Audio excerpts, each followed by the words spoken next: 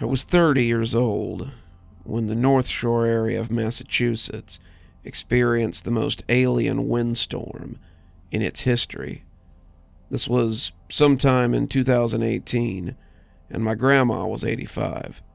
It was the whirlwind that made me realize she had a life before mine, that she existed before me, existed before my mother, and I guess was her own person. It was her first time experiencing life, too, just like me. Of course, you know your grandma's a person, too, but the sobering revelation that she wasn't always your grandma is intense in a quiet sort of way. It was the windstorm that made me realize that the little girl in the black and white photo was her.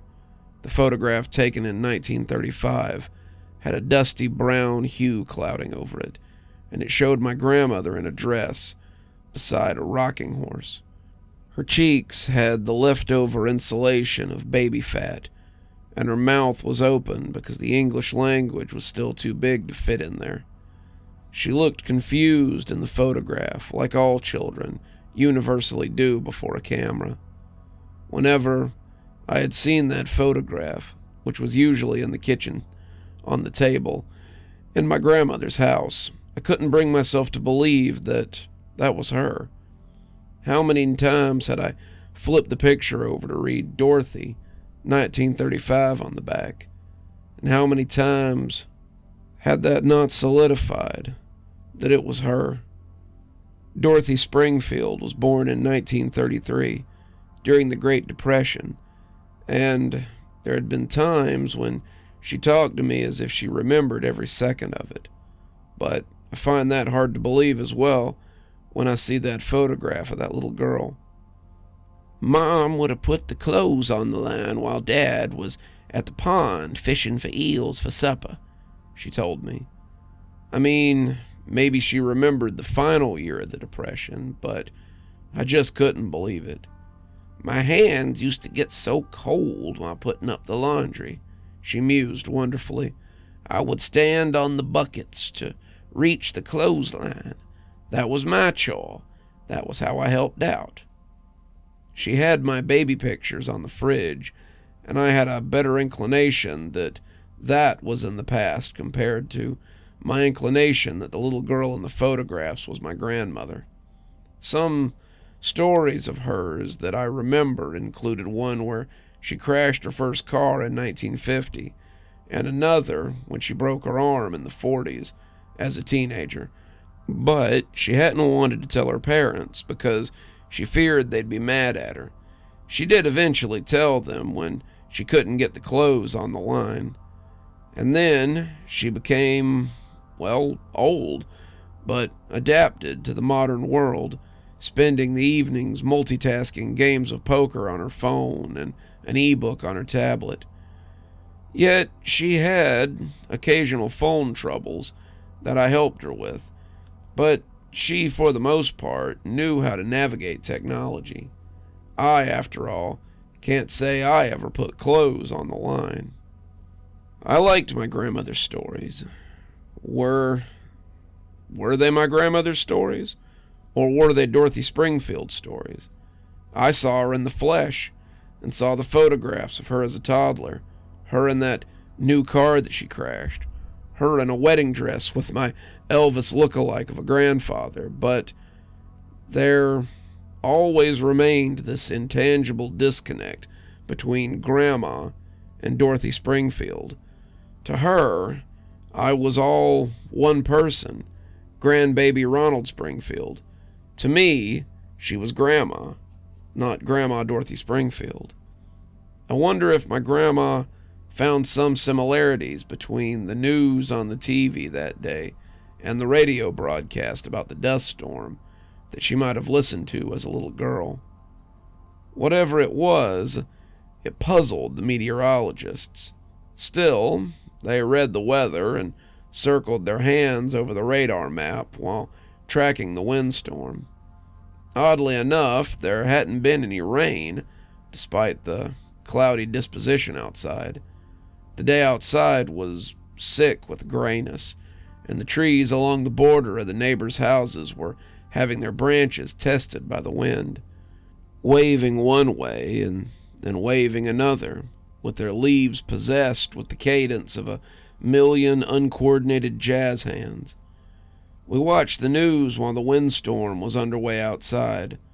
One clip showed an old lady who looked like Susan B. Anthony crossing the street, shuffling along with her walker before flipping up into the air with her whole entire body spinning like a punted football.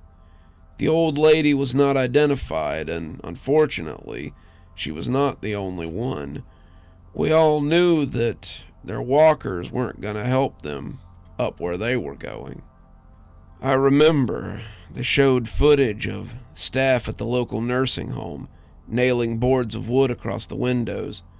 They even got up on ladders to board the second-story windows. They said that the nursing home's third-floor occupants were evacuated to the first and second floors in a rush. Airplanes weren't grounded because of the wind, but grounded because of one close call from pilot Captain Milton, where he circled over a suburb outside of Boston before coming into land. On the news, they played the audio of Captain Milton reporting his sighting to air traffic control of an old lady being sucked through some current of wind, just narrowly missing the side of the plane. Many passengers who had their windows open corroborated the report. The news reporter, a young Asian American woman, held our attention while she spoke. First responders and witnesses in the area remained baffled by the unexpected weather, and even more baffled by who the unprecedented wind seems to affect. They cut to a clip of another elderly woman being dragged up into the sky and carried up over the rooftops of a residential neighborhood in Lynn. It cut back to the news lady, who continued speaking. Authorities warn that female members of Massachusetts' elderly population might be at risk of being blown away. If you or a loved one you may know are over the age of 60, Massachusetts law enforcement and first responders are suggesting that you refrain from stepping outside until the wind settles down. With that, I'm Antoinette Untilly, Channel 5 News. I turned the TV off and looked at my grandma. For the first time in 8 decades, the English language was too big to fit in her mouth, so I tried cracking a joke. How old are you, Grandma? 59? The wind landed a heavy punch against the side of the house, as if it knew she was inside. She spoke as if I'd never made the joke at all. Roland, dear, what's it look like outside, in the park? I blinked. I was a little worried, but I got up and looked out the window anyway, to check the park that was across the street. My eyes widened when I saw an old woman in jogging attire, holding onto the fence at the park while her feet hovered in the air. She had on green neon wristbands and a pink neon headband. I couldn't quite see her face because her entire body was at a 90-degree angle while the wind was trying to rip her off the fence, but I knew she had to have been at least 60 because of the 1980s style jogging wear she had on. What do you see, Roland? My grandma squeaked from behind me. The wind was just too much. I watched the elderly jogger get vacuumed into the sky. Nothing, Grandma, I lied. Does anybody need our help? Our help, I said, in a kind of surprised hiss. I turned around and saw my grandma was unfortunately serious. You're a strong young man. She had always believed that, ever since I was a lanky middle schooler.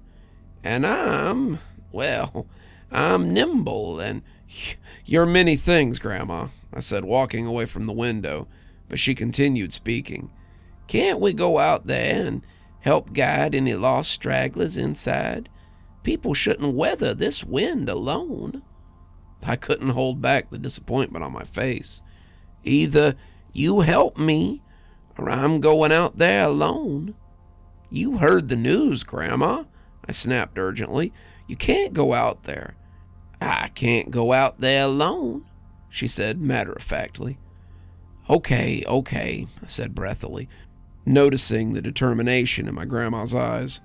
"We'll go out there, but we're going to do it my way. I'm going to tie a rope or something to my waist and tie the other end to yours.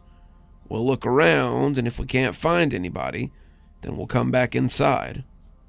I could tell that she didn't like the idea of going back inside, but there was a stubborn agreement in her eyes.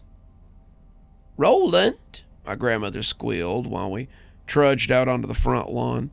I twisted my torso in order to hold onto the rope behind me because I could feel the wind trying to take my grandma away.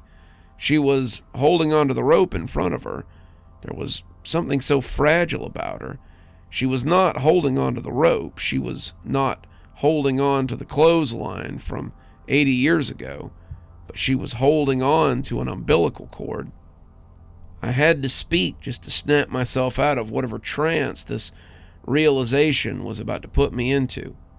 "Come on, Grandma," I wanted to shout, but I just couldn't. For all that talk inside the house, she was just so frail.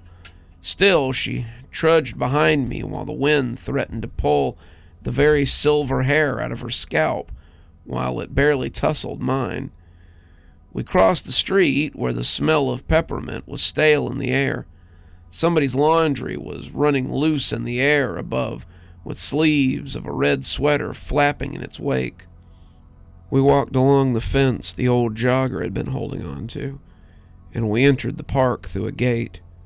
The playground was abandoned, and its swing sets creaked in the wind. The baseball diamond was also abandoned, and though no kids were playing soccer in the field, the soccer net was still catching volleys of wind. It looked as if 1,000 invisible soccer balls were being hurled into the net. My grandma saw it before I did. "Oh my goodness," she squeaked. It was Belinda, one of the women in my grandmother's book club. She had a little lapdog named Mop that was working its tiny legs across the grass, yapping up into the wind while its leash was dragged along. When I looked over, I saw what he was chasing and barking. His owner, Belinda, 78 years old, was floating away. Mop was chasing after her, even though he had no chance of catching her. She had her arms outstretched, snow angel style. The wind rolled her up, taking her over the playground where Mop followed, and she vanished, up, and away. "Belinda," my grandmother called. "Come on, Grandma," I urged. We carried on as the sound of Mop yapping faded out behind us. "Grandma, look out," I shouted as a mobility scooter came crashing out of nowhere. It just narrowly avoided us, but the impact shook the ground enough to make my grandma lose her balance. I went back and helped her up.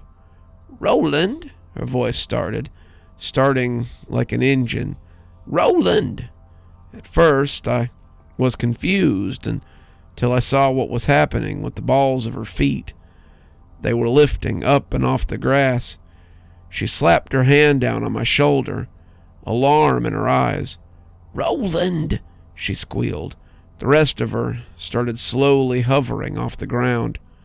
Her fingers slipped off my shoulders, and now the only thing keeping her from floating away was the rope that connected us. "Grandma," I started tugging on the rope, tugging and pulling it into my side, but the wind demanded her.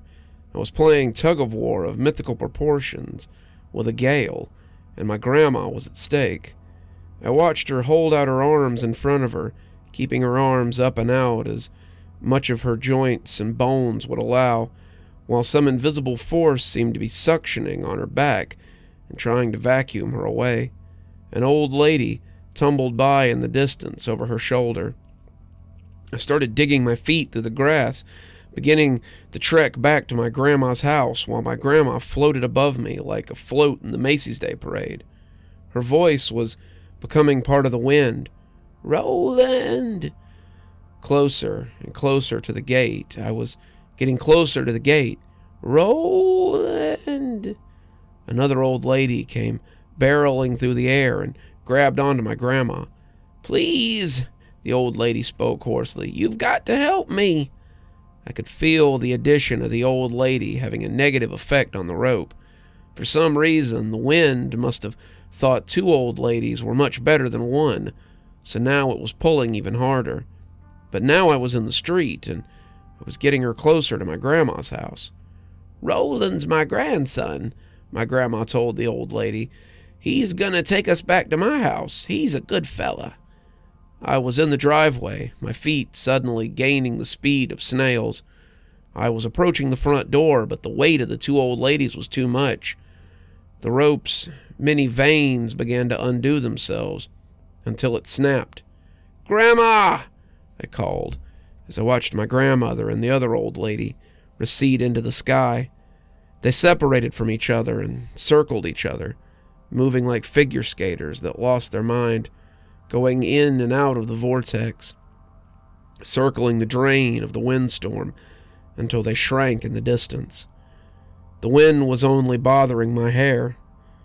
It didn't care about me. I gulped and looked at the sick pearl sky for a while, waiting for it to give my grandma back, but it never did. I must have stood outside my grandmother's house for an hour that windy day, just thinking, just waiting. For some reason, that was when my grandma and Dorothy Springfield morphed into one whole person. The wind roared as if it was applauding itself. Something up there was satisfied with its actions. How many other grandmas were now being slipshotted through the current far away where the wind returned to, where the wind stirred the amalgamation of old ladies. How many grandmas, old women, were being lost in the wind and time. I knew one thing for sure. One of them wasn't going to be lost to time, even if she blew away. You're still here. Thanks for stopping by. Dr. Plague here. Always a pleasure to see all my new and old viewers coming by for another one of my spooky tales. If you'd like to support the show, you can always take part in one of our channel offers through Fume or Aura, or you can just click on another video when they come up. I'd really appreciate it. For our newer viewers, we also have lots of playlists and other things if you'd like to get caught up. I know some of my series have been going on for quite a while. If you'd like to get my latest book, there's a link down below that'll take you to my Amazon page. Towesey Homestead just came out, so if that's something you'd like to get your hands on, go ahead and have a look down there. If you'd like a signed copy, you can go ahead and email me from my email address on the site, and I'll get with you about shipping information and ship you a signed copy.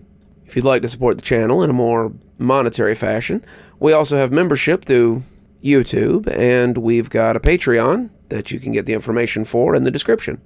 We have lots of tiers and everything to suit your needs. Patrons that support on the $10 tier, that's our Ghostly Reader tier, get a book anytime I write one, signed and on their doorstep.